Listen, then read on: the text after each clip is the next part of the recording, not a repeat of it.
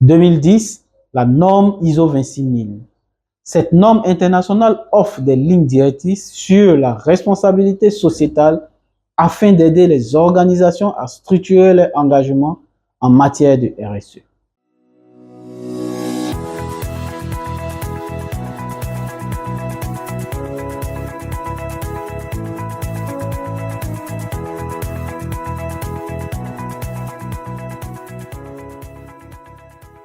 Bonjour famille RSE. Aujourd'hui, nous allons mettre l'accent sur la norme qui régit la responsabilité sociétale des entreprises. Sans plus tarder, posons-nous la question de savoir qu'est-ce que l'ISO 26000.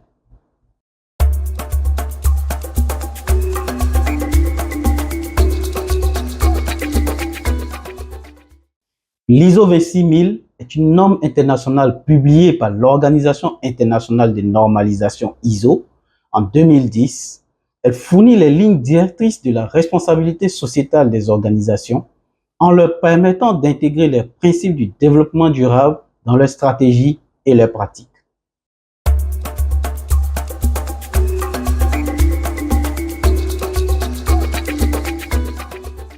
Comme caractéristique de l'ISO 26000, nous pouvons mettre en relief son objectif qui vise à aider les organisations à comprendre et à mettre en œuvre des pratiques socialement responsables tout en prenant en compte leur impact sur la société et sur l'environnement. Autre caractéristique est que l'ISO 26000 est non contraignante. Contrairement à d'autres normes ISO, l'ISO 26000 ne donne pas lieu à une certification. Elle est volontaire et vise à guider les organisations plutôt qu'à imposer des exigences.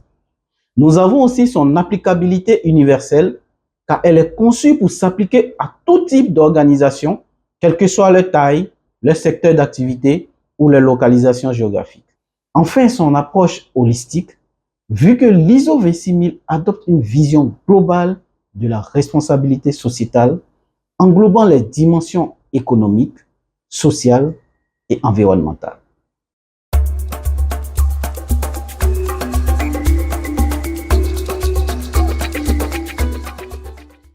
En premier, nous pouvons citer comme principe de la RSE la redevabilité, car l'organisation doit assumer les responsabilités de ses impacts. En second, la transparence, qui consiste à communiquer de façon claire et honnête sur ses activités et leurs conséquences. Ensuite, le comportement éthique, afin d'adopter des pratiques intègres basées sur des valeurs morales. En 4, le respect des intérêts des parties prenantes, car il est important de prendre en compte les attentes de toutes les parties intéressées. 5. Le respect de la légalité. Il faut toujours se conformer aux lois en vigueur. 6. Le respect des normes internationales de comportement, qui consiste à s'aligner sur des standards internationaux en matière de droits de l'homme et d'environnement. Enfin, en 7, le respect des droits de l'homme, qui est de reconnaître et de promouvoir les droits fondamentaux.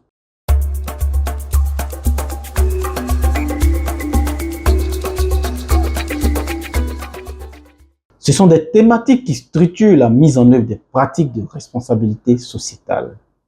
Nous avons la gouvernance de l'organisation, qui inclut la RSE dans les stratégies et la gestion. Les droits de l'homme, qui consistent à prévenir les discriminations, favoriser l'égalité et le respect des droits fondamentaux. En 3, nous pouvons citer les relations et les conditions de travail, en garantissant des conditions de travail sûres et équitables. L'environnement, qui est de réduire les impacts environnementaux et promouvoir une gestion durable des ressources. En 5, la loyauté des pratiques, en adoptant des pratiques commerciales éthiques et équitables. En 6, nous pouvons dire les questions relatives aux consommateurs, qui consistent à respecter les droits des consommateurs, fournir des produits sûrs et transparents. En 7, les communautés et le développement local, en contribuant positivement aux communautés où l'organisation opère.